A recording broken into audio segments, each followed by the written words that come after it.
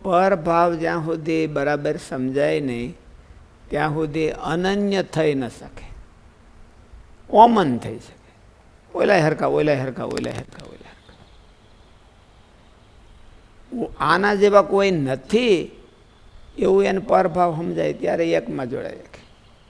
એટલે ભગવાનનો પરભાવ જ્યારે એને સમજાઈ જાય ત્યારે અનન્ય ચિંતયંતોમાં એ જના પર્યુપાસતે, એમાં એક થોડોક વિશેષ ભગવાને એવું કીધું, પરિપાસતે, પર્યુપાસતે.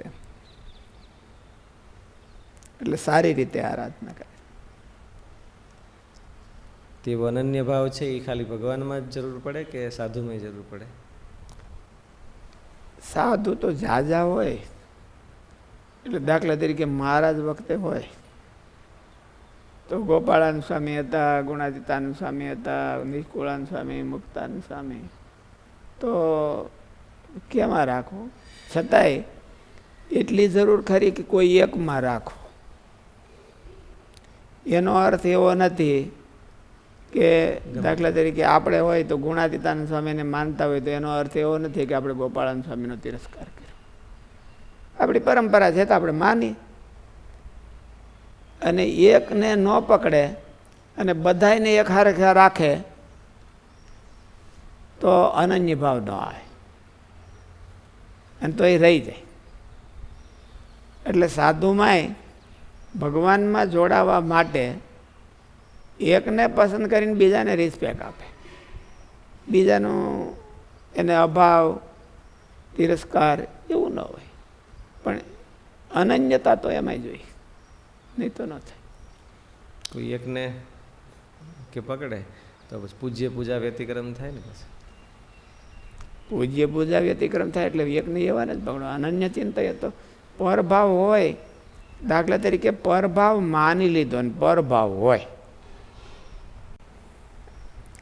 પરભાવ માની લીધો અને એક રિયલ પરભાવ હોય તો કઈ પરભાવ માની લીધાથી એ થતું નથી. પરભાવ હોય અને એમાં અનન્ય ભાવ રાખે રિયલ તો જ એ ઓલપણે થાય જાય. માનો કે ઇક્વલ હોય અને એને એમ કે અનન્ય ભાવ રાખે તો એમાં કંઈ વાંધો નહીં. ઘણી વખત તો દાખલા તરીકે આપણે એમ કહીએ કે આપણે ગુણાતીતાનંદ સ્વામીમાં અનન્ય ભાવ છે, ગુણાતીતાનંદ સ્વામી, અને આપણે એમ માનીએ છીએ કે ગોપાળાનંદ સ્વામી મોટા છે સ્વામીથી, તો એ વાંધો નહીં. એટલા માટે વાંધો નહીં કે એની ઓળખાણ તો છે કે એ મોટા છે. પરભાવ હોય તો માની લ્યો કે આપણે તો એ સંતોની આમ કે હરખામણી ન કરીએ કે ધારી લ્યો કે ગુણાતીતાનંદ સ્વામી કરતાં મહારાજ ગોપાળાનંદ સ્વામી મોટા હોય એમ મારે આપણે ગુણાતીતાનંદ સ્વામીની પરંપરામાં આવ્યા, આપણે ગુણાતીતાનંદ સ્વામીમાં અનન્ય ભાવથી આપણે જોડાયેલા છીએ. તો એટલી એમાં સક્ષમતા હોય કે મહારાજમાં જોડવામાં, તો કંઈ બીજાનો એટલે આપણે અનન્ય ભાવથી જોડાણા તો મહારાજમાં અનન્ય ભાવ આપણને આવી જાય. સાધુઓમાં એવી જરૂર નથી કે એક જ હોઈ શકે ને બીજા ન હોઈ શકે. મહારાજમાં તો એવું છે કે એ એક જ હોઈ શકે, બીજા ન હોઈ શકે. સાધુમાં એવું ન હોઈ શકે. સમય પ્રમાણે હોઈ શકે કે ભાઈ આ સમય પ્રમાણે આ અટાણે વધારે છે, બધા કરતાં વધારે એવું હોઈ શકે. પણ સાધુઓમાં પરભાવ ને અવરભાવ કરતા હાચા ને ખોટા એટલું મહારાજે કીધું અને નંદસંતોએ એટલું કીધું કે હાચો કોઈ હોય ને એમાં અનન્ય ભાવથી જોડાય તો એ પાર પામી જાય, એ ભગવાનમાં અનન્ય ભાવથી જોડાઈ શકે. એટલે સાધુમાં અનન્ય ભાવથી જોડાવાની જરૂર ખરી, પણ હાચા ખોટામાં એમાં એટલું ધ્યાન રાખો. એમાં પર અવર કાંઈ બહુ નથી ગણ્યું. મહારાજ વખતે તો અત્યારના પરિસ્થિતિમાં તો આપણને કમ્પેર કરવામાં થોડોક દરદ થાય એવું છે બધું, એમ કે કોઈ કરી ન શકે. પણ મહારાજ વખતે તો એમાં કોઈ ખોટા હતા નહીં, એટલે સાચા હતા. બધામાં ગમે ત્યાં જોડાણ હોય, જે ગોપાળાનંદ સ્વામી જોડાણ હોય કે ગુણાતીતાનંદ સ્વામી જોડાણ હોય કે મુક્તા નિષ્કુળાનંદ સ્વામીમાં જોડાણ હોય કે નિત્યાનંદ સ્વામીમાં જોડાણ હોય તો એને કોઈને કાંઈ વાંધો નહોતો. મહાપુરુષદાસ સ્વામી છે પહેલા ગોપાળાન સ્વામી આવ્યા હતા, હા પછી ગુણાતીતાન સ્વામી હા આગળ ગયા એમ. હા ત્યારે તો બંને સંતો વિશે એવો પૂજ્ય ભાવ બે બેને બહુ સેવાયેલા, બહુ સેવા કરી હતી એમણે સ્વામી. હા એનાથી એમને મહારાજ સાથે જોડાવાનું કઈ ફરક ન પડે નહીં નહીં, ને એને તો બેયના વિશે કારણ કે બે હાથા હતા, એ બેમાંથી એક ખોટો હોય તો થાય. હા, એટલે મતલબ માની લો કે અત્યારના સમયમાં કોઈ 2 કે 3 સંતો સાચા છે હા અને એના વિશે ખૂબ જ ગુરુ ભાવ પૂજ્ય ભાવ છે એમ. હા તો એમાં મુમુક્ષુને એકમાં જ જોડાવવું પડે એવું ખરું? એકમાં જોડાવવું પડે એટલું તો ખરું. એટલે એટલા માટે કે દાખલા તરીકે મહાપુરદાસ સ્વામી હતા તો એ ગોપાળાન સ્વામીએ એને ગુણાતીતાન સ્વામી મોકલ્યા કે જાઓ તમે રહ્યો, ન્યાય રહ્યો અને ગુણાતીતાન સ્વામીને સત્સંગ કરો ને સેવા કરો એમ. અને સ્વામીને તો ગોપાળાન સ્વામીનો એ પૂર્વાશ્રમમાં હતા ત્યારે વધારે ગોપાળાન સ્વામીનો સત્સંગ કરતા અને ત્યાં વધારે જતા. પણ પછી ઓલું સાધુ થવાનું થયું અને ઓલું થયું એટલે એમને સ્વામીએ ને ગુણાતીતાન સ્વામી, સ્વામી મોટે ભાગે બહુ એવા જાજા મુમુક્ષુઓ હોય કે હારા હોય ખપવાળા, એને મોટે ભાગે ગુણાતીતાન સ્વામી પાસે મોકલતા. કારણ કે આ ઓલું હતું એ આમ ઓલું એને શું કહેવાય વરતાલ છે એ બધાય ઓલું કોમન ભૂમિ જેવું થઈ ગયું હતું એમ. અને અહીંયા એકનો સ્વામીનો કોન્ટેક રહે, બહુ જાજા ન રહે, ડોળનારા બહુ જાજા ન હોય એટલે. અને સ્વામીને એને મહાપુરદાસ સ્વામી પછી છેલ્લે સુધી રહેતા સ્વામી પાસેથી રહેતા, એટલે એને સ્વામીમાં અનન્ય ભાવ હતો. પણ છતાંય ગોપાળન સ્વામીનો કોઈ ઓલો તિરસ્કાર કે એવું ન હોય. એટલે સંતોમાં અનન્ય ભાવ જરૂરી છે. પરભાવ ને અવરભાવ એટલું બધું જરૂરી નહીં. સાચા ખોટાનું જરૂરી કે એ રિયલ હોવા જોઈએ, મહારાજ પાસે પોગાડે એવા હોવા જોઈએ, એવું એમાં અનન્ય ભાવ રાખવો. એવું આપણા શાસ્ત્રોને બધા જોતા એવું લાગે કે નહીં તો દાખલા તરીકે આપણે શું કીધું કે એમાં પરભાવ ન હોય. અત્યારનો જમાનો એવો છે કે નાટકીયતા વધી ગઈ, ડ્રામેટિકલ બધું વધી ગયું. એટલે ડ્રામેટિકલ વધી ગયું અને એમાં માણસ કોઈક ભૂલા પડે તો એને હરખી પ્રાપ્તિ ન થાય અનન્ય ભાવ હોય તો. પણ પરભાવ જ ઓલો એમ કે અનન્ય ભાવ એટલે મારા જે સાધનની વાત આવી ત્યાં સાચા અને ખોટા એવા શબ્દ રાખ્યા, અને પરમાત્માની વાત આવે તો પરભાવ રાખ્યો કે એમાં પરભાવ હોય. માની લો કોઈ મુમુક્ષુ છે અને કોઈ એકને ગુરુ ધારણ એવો અન્ય ભાવ રાખ્યો, હા પછી એ ઉંમરમાં મોટા હોય, ધામમાં આવી ગયા, પછી એને શું કરવું હોય? પછી એને કંઈ બહુ વાંધો નથી હોતો, સાચા હોય અને સત્સંગ કરવો અને પરભાવ તો ઓલામાં જ રાખવો, એ સારું રહે.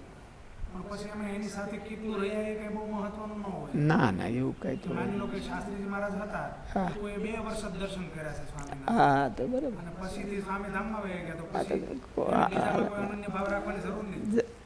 છતાંય અનન્ય ભાવનો અર્થ એવો છે કે આપણને એમ લાગે, દાખલા તરીકે શાસ્ત્રીજી મહારાજ હતા બરાબર, સ્વામી બાળમુકુંદ સ્વામી પાસે આવેલા અને બાળમુકુંદ સ્વામીને અતિ મહિમા હતો. પણ બાળમુકુંદ સ્વામી તો થોડોક ટાઈમથી વયા ગયા, ગોપીનાથ પુરાણી સ્વામી થોડોક ટાઈમથી વયા ગયા. પછી સ્વામી અનન્ય ભાવથી નાનદાસ સ્વામીમાં જોડાયા, કારણ કે એની પછીનું પાત્ર એ એક જ હતું. એની પછી ભલે નાનદાસ સ્વામી બાળમુકુંદ સ્વામી જેવા સમર્થ ન ગણાય, સ્વામી સમર્થ જ હતા, પણ એની પછીનું સિલેક્શન કરવા જેવું પાત્ર આ એક જ હતું. એટલે સ્વામી એમાં જોડાણા. એટલે એનો સિલેક્શન તો કરવું જોઈએ, એટલા માટે કે જીવવું હોય તો આ એક સાથે સાથે બધાને એક સંઘથી જીવે તો એને સત્સંગ કરવાની મજા આવે છે. અને ઓલું તો માનો કે ક્યાંય જીવ ન જોડાણો હોય તો ઓલા તો વયા ગયા, આ ઉથળક એમને એમ ફરી રાખે. પછી કદાચ એને એવું થઈ જાય કે શાસ્ત્રીજી મહારાજ જ્યારે માની લો જોડાણા, હા હવે અત્યારે એને જોડાવાનું સ્થાન ન હોય, હા એને એમ લાગે સ્વામી જેવું કાંઈ નહીં, એને એમનું ફર્યા કરે. એટલે કાંઈ એમ એટલે પોતાના કરતાં તો બેટર હોય ત્યાં જોડાઈ જવું, એને સારું જોડાય. પણ સાધુમાં જોડાતી વખતે સાચા ને ખોટા એનું વધારે આપણે નંદ સંતોએ ઓલું કીધું, પર અવર નહીં. પર અવર નહીં. દાખલા તરીકે ઘણી વખત બે ઇક્વલ પણ હોતે હોઈ શકે, બે ઇક્વલ પણ હોતે. મારા ગુણાતીતાનંદ સ્વામી વખતે બાળ મુકુંદ સ્વામી હતા, મહાપુરુષદાસ સ્વામી હતા, યોગેશ્વર સ્વામી હતા, એ બધા આમ એવા હતા કે આમ કે લગભગ ઇક્વલ જેવા હતા. છતાંય ત્યારે આપણને તો ખબર ન હોય, પણ આપણે માટે તો બધા ઇક્વલ કહેવાય. એ બધા સાધુ. ઘણીવાર મુમુક્ષુની બુદ્ધિ એટલે સુધી તો ન પહોંચતી હોય હા. કે શાસ્ત્રમાં કયા બધા લક્ષણો હોય એ પ્રમાણે પંચ વર્તમાન હોય, બધું હોય, તો એને બે શબ્દ એક સરખા લાગતા હોય કે ભાઈ આ મને એક સરખા લાગે છે. એક સરખા લાગતા હોય તો એટલું તો એણે મહારાજે અને નંદસંતોએ કીધું કે સાચા ખોટાની પરખ તો હરિભગતને હોવી જોઈએ. નિષ્કુળાનંદ સ્વામી એવું કીધું કે હરિજન સાચો ત્યાં લગી જ્યાં લગી નાયવો વિમુખની વળજ. એટલે હરિજનની સાધના એટલે સત્સંગીની સાધના એટલી જ છે કે એને સાચા ખોટાની ઓળખાણ. સાધુની સાધના એટલી છે કે એને પંચ વિષયના પેચમાં ન આવવું, એને મુક્ત ભાવ રહેવો જોઈએ, કે એ ક્યાંય બંધાયેલો ન હોવો જોઈએ, એ ક્યાંય બંધાયેલો ન હોય તો સાધુતા એની બરાબર. એ જો એક ઠેકાણે બંધાઈ ગયેલો હોય અને એમાં એને આસક્તિ હોય તો એની સાધુતા એટલી અધૂરી કહેવાય. હરિભગત હોય, નિષ્કુળાનંદ સ્વામી એવું કીધું, મુક્તની ત્યાં લગી જ્યાં લગી નથી પંચ વિષયનો પ્રસંગ. પંચ વિષયનો પ્રસંગ એટલે પંચ વિષયમાં એને આસક્તિ. પંચ વિષયનો અર્થ એવો કે આ લોકમાં કોઈ પણ પદાર્થ, ઇવન પોતાના કાર્યમાં હોય એમાં આસક્તિ ન હોય તો એ સાધુની સાધુતા બરાબર. હરિભગતની વાત આવી કે હરિભગતમાં ખરો કોણ, તો એમ ન કીધું કે 5 સાંદરાયણ કરી નાખી હોય એટલી ખરો, એટલું જ કે ભાઈ સાચા ખોટાની ઓળખાણ રાખે અને સાચામાં જોડે, ખોટાની નિંદા ન કરે. ખોટાની એના કરતાંય કોણ કેટલું છે એટલું એને માપતો હોવું જોઈએ કે અત્યારે આના કરતાં વધારે છે, આના કરતાં અપ છે. સાચા ખોટાને એટલે માણસોને આમ કે ઓલું હાવ વિરોધી પાસું તો ખબર હોય કે આ હાવ બધા ઓલા છે, બગડી ગયેલા છે, અને આ બધા ઓલા છે. કમ્પેરેબલ આવે તોય એવી દ્રષ્ટિ કેળવવી જોઈએ. એ મુમુક્ષુતાની દ્રષ્ટિ છે. મુમુક્ષુતાની દ્રષ્ટિ છે એ છે કે વધારે ક્યાં જોડાવવું અને ઓછું ક્યાં જોડાવવું એટલું તેને, કારણ કે અનન્ય ભાવ જરૂરી છે. ટકાવારીની વાત કરી આ બસ કે એ જેટલા ભગવાનમાં જોડાણા હોય એટલું આપણે એમાં જોડાવું એવું જ ખરું. અનન્ય ભાવ અને પર ભાવ આ બે ઉપાસનાના અંગ કહેવાય. એના વિના ઉપાસના આવી ન શકે. ભગવાનમાં પરભાવ ન હોય તો અનન્ય ભાવ ન આવે.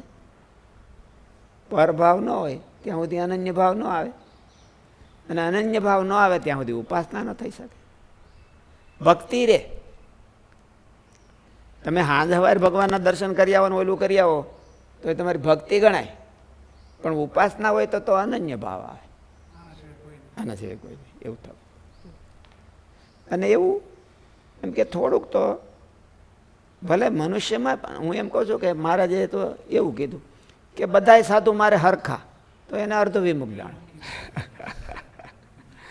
એટલે હરિભગતને એટલી તો ઓળખાણ હોવી જોઈએ કે વોટ ઇઝ ડિફરન્ટ. માનો કે બે હરખા, બે હારા છે, તો નિષ્કુળાનંદ સ્વામી અને નિત્યાનંદ સ્વામી બે હારા જ છે, તો પણ વોટ ઇઝ ડિફરન્ટ. પછી માણસની મજબૂરી હોય કે મારું અંગ તો આની હારે મળે એમ છે તો એની હારે જોડાય તો કાંઈ વાંધો નહીં, પણ અનન્ય ભાવ જોઈએ. એમ ઓલા બે સાચા હોય તો નિષ્કુળાનંદ સ્વામી અને નિત્યાનંદ સ્વામી બે સાચા છે અને મહારાજમાં જોડાયેલા જ છે બે, અને મહારાજમાં જોડાયેલા છે. ભલે એ ગમે તેવા હોય પણ મહારાજમાં જોડાયેલા છે, આમ તટસ્થ ભાવથી, પોતામાં નથી જોડાયેલા, એટલે એને વાંધો ન આવે.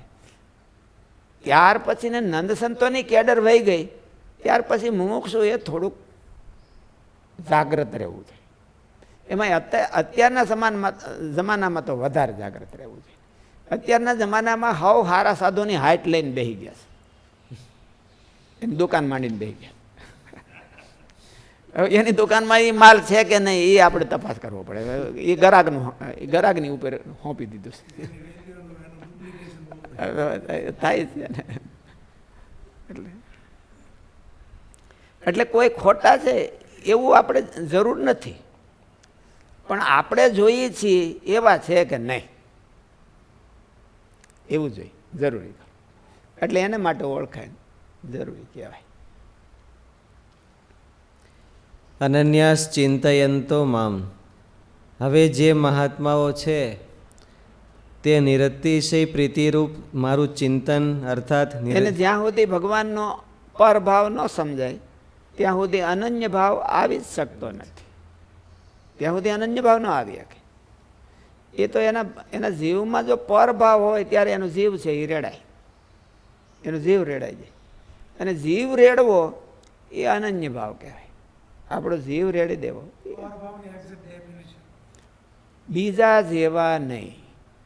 મહારાજે 9મા વચનામૃતમાં કીધું કે બીજા અવતાર જેવા નહીં. બીજા અવતાર જેવા નહીં એટલે એનો અર્થ એવો છે કે બીજા અવતારથી કંઈક વિશેષતા મહારાજમાં છે.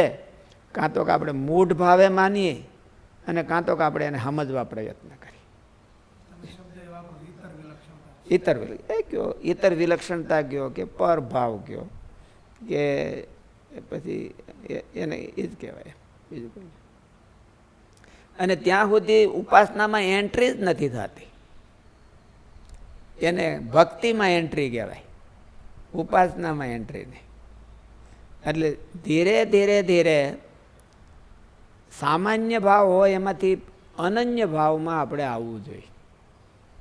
સાધુમાં અને ભગવાનમાં બેમાં. ભગવાનમાં પરભાવમાં આવવું જોઈએ અને અનન્ય ભાવ બે હોતે આવવો જોઈએ. અને સાધુમાં જો ઓળખાણ થાય તો એને પરભાવ પેલો અનન્ય ભાવ એમાં આવી જાય ઓટોમેટિક. પરભાવની ડેફિનેશન કીધી. બીજા જેવા નહીં.